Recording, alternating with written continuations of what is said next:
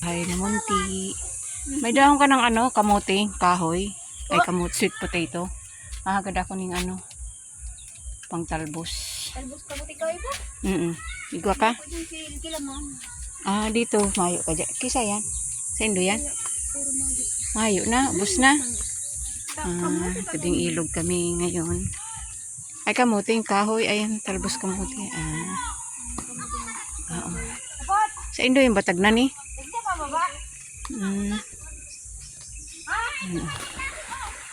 Wala daw. Mayong talbos. Yung aking asong ampon. At si Tanggol. Tanggol. Si Tanggol. Yan si Tanggol. Ang laki-laki mo na Tanggol.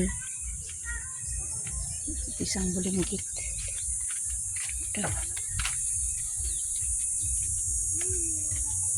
May dahon ng alonggay dito. Hindi lang ang alam ano. Tanggol. Diyan. Tsu. Ang bulinggit sumama. Lagi kang nakasunod kahit saan magpunta. Dali pa yung kanyang garden. Ay, yan. Matutungtungan ka na.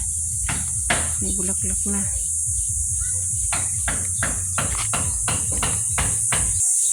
Papaya. Mga tayo ng malunggay. Mga tayo ng sabaw na pangsibaw sa isda na dahon ng malunggay. Yung kunti pa siya. Hindi tayo kukuha. Kunting-kunti lang. Mga pengi ako. Kunti lang. Pangdagdag lang sa dahon ng kamote. Ayan. Saan ba?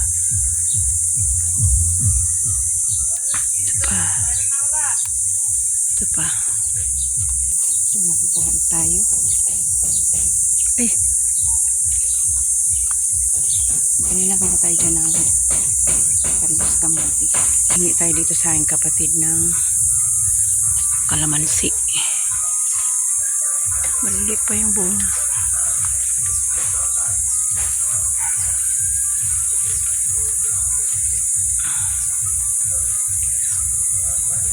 Ayan.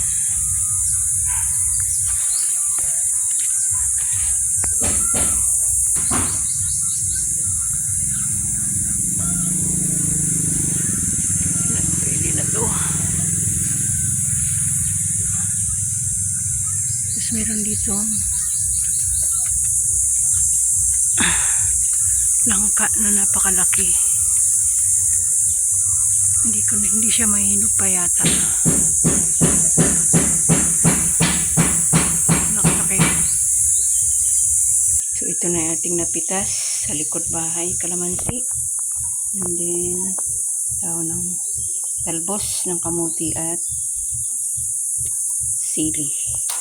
Magsasabaw tayo ng isda. Ito yung nabili kong isda, nalinisan ko na siya. Sabaw at prito. Kanina umaga lang yung huli. So magsasabaw tayo ng isda.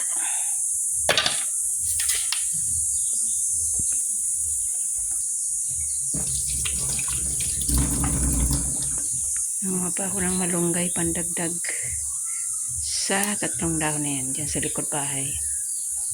Ang lagay sa bawang isda. So yun lang guys.